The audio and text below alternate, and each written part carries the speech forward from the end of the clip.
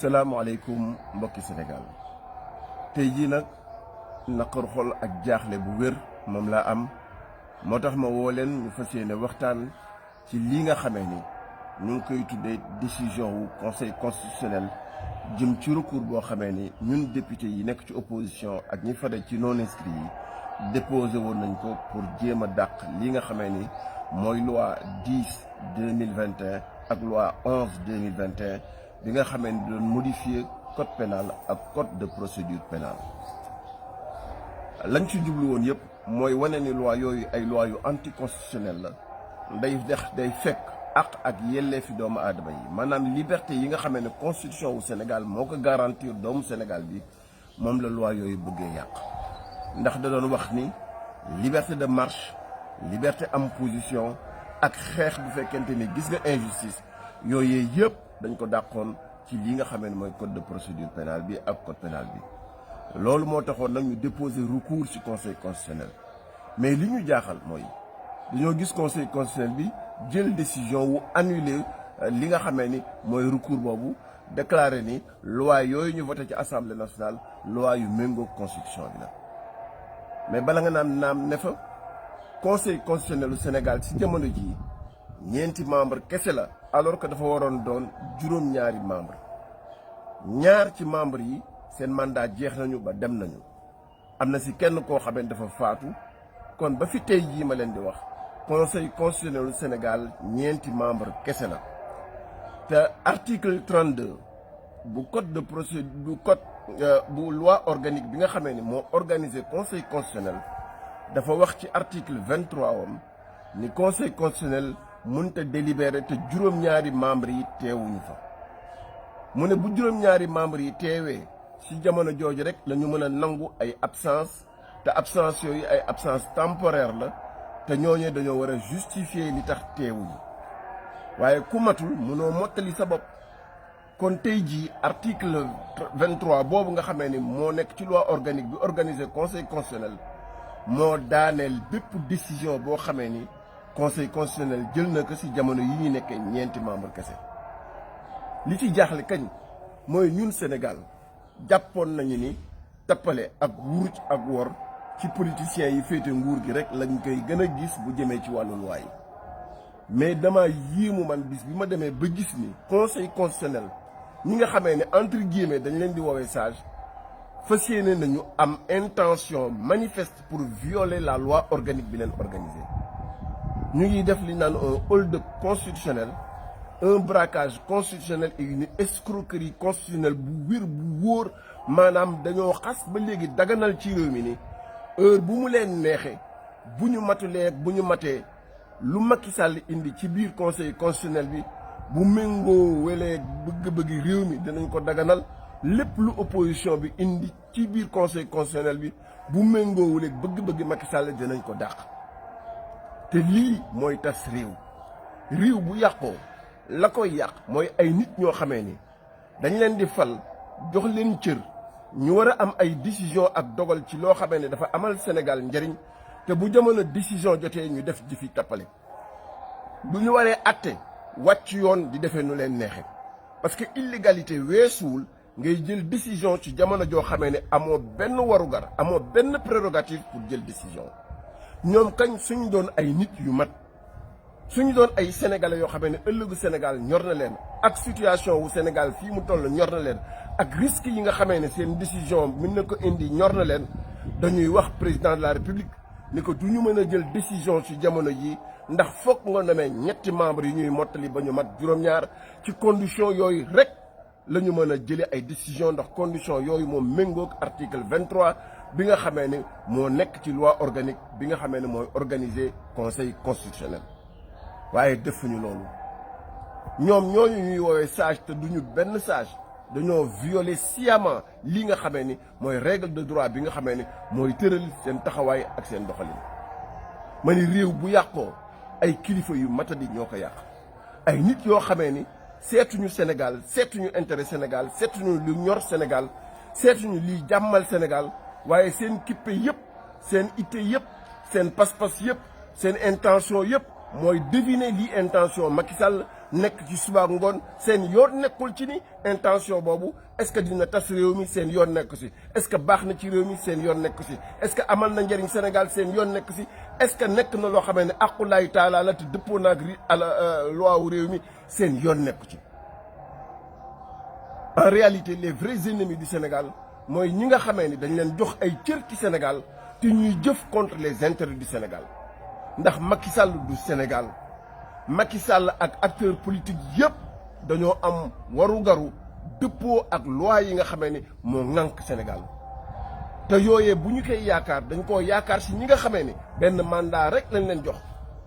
musal leen aar leen di leen fay lu mat sëkk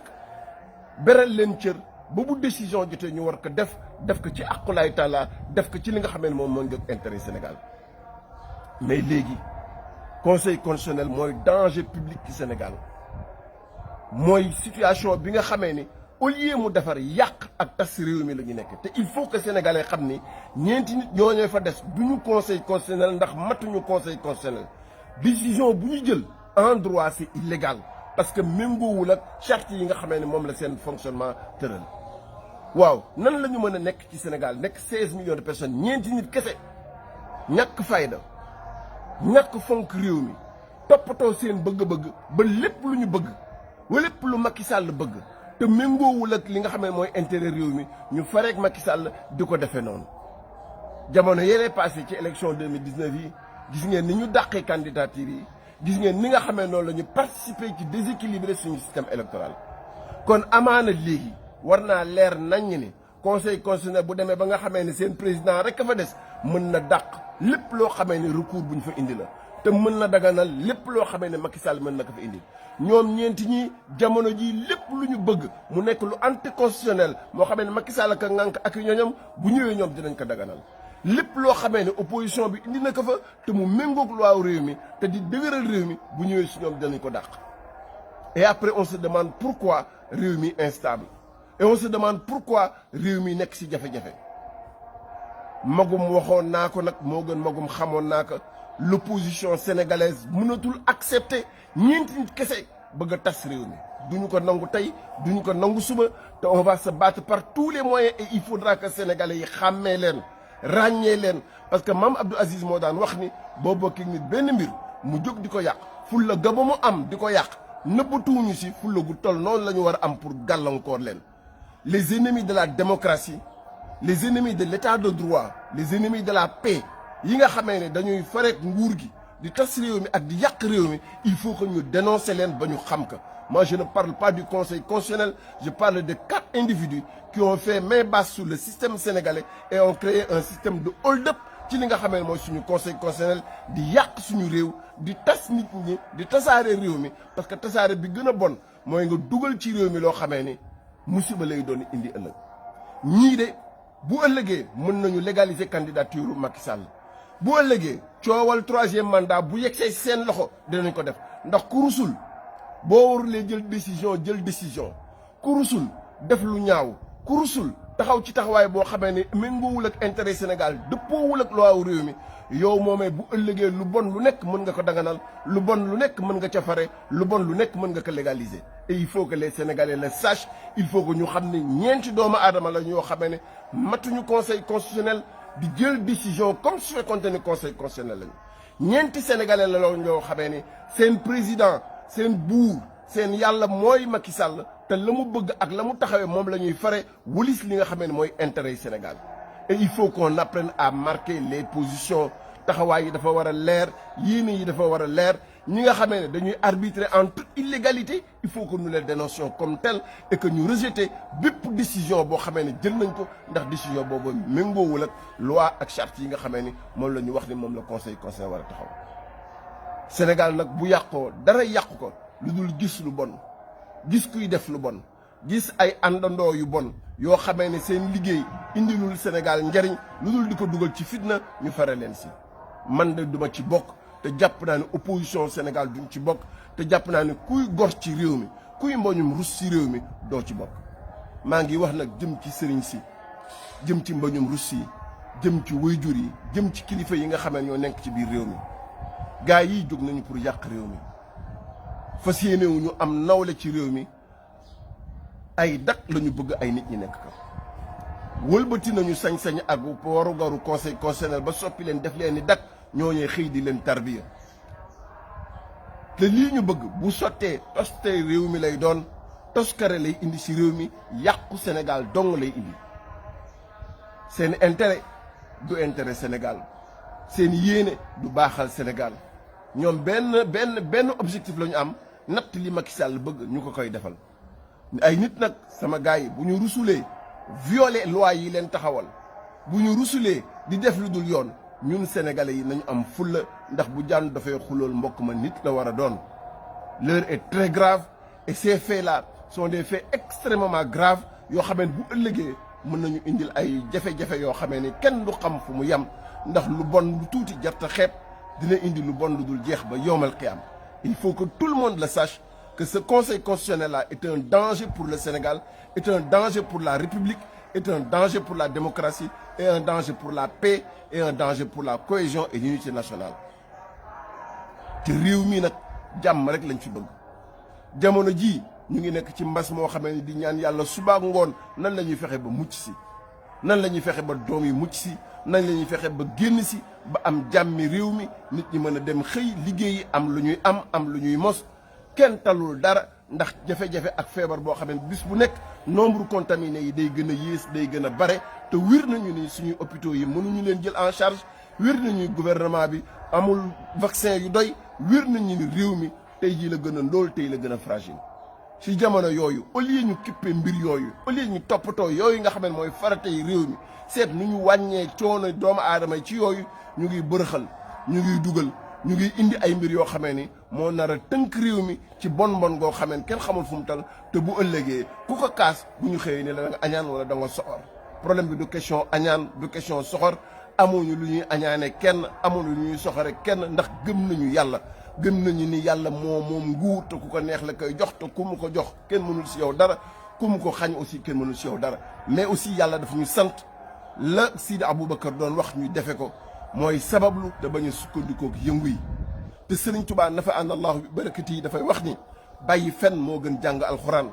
nañu saxoo di def dëgg nañu saxoo di def li jaadu nañu saxoo di def lu yoon nañu saxoo bàyyi caaxaan bàyyi tappale bàyyi yàq bàyyi parparloo bàyyi bañ di soppali ko ay dak di dàq ay bëgg-bëgg benn mindeef boo xamee ne démb du woon dara te bu ëllëgee du doon dara ñu soppatoo Sénégal toppatoo jàmm Sénégal toppatoo compétition électorale yu jaar yoon ci réew mi loolu moo ëpp fulla moo ëpp fayda man jàppoon naa ni conseil constitutionnel moos ak ña nga xamee ne ñoo fa nekk dinañu am fulla wax Macky Sall ni ko du ñu jël benn décision ndaree mataloo ñett yi ñu manqué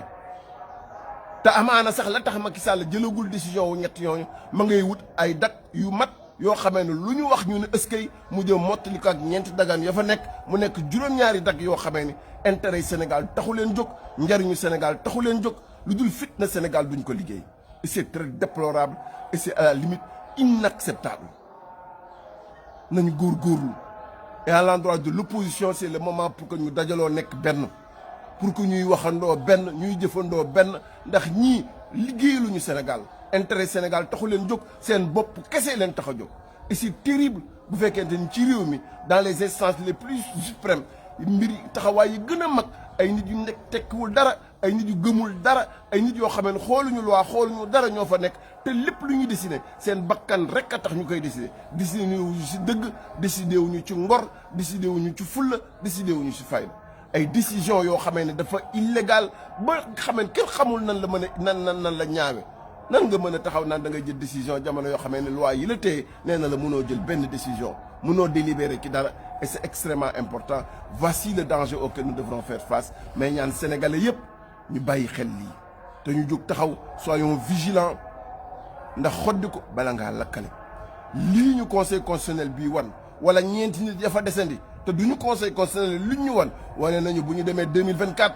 dinañu régler question wu élection yi te duñu tax ñu dem si dina conseil constitutionnel bii dinañu dugal ci guuta dinañu dugal ci disposition ak situation yoo xamee ne du neex kenn ndax ñii liggéey luñ Sénégal xamuñu démocratie intéressé wu leen lu ñu mos ak lu ñu am te ka leen koy jox rek moo leen tere nelaw te kooku mooy Macky Sall et c'est extrêmement important que sénégalais bu nekk xam loolu nañu dajaloo li lay war a suuli nañu àndandoo li lay war a suuli nañu liggéeyal Sénégal li laay war a suuli parce que bu dara desulee suñuy doom rek a fi nekk et on a trop de problèmes. On a le Covid, on a la pauvreté, on a le problème de l'école, on a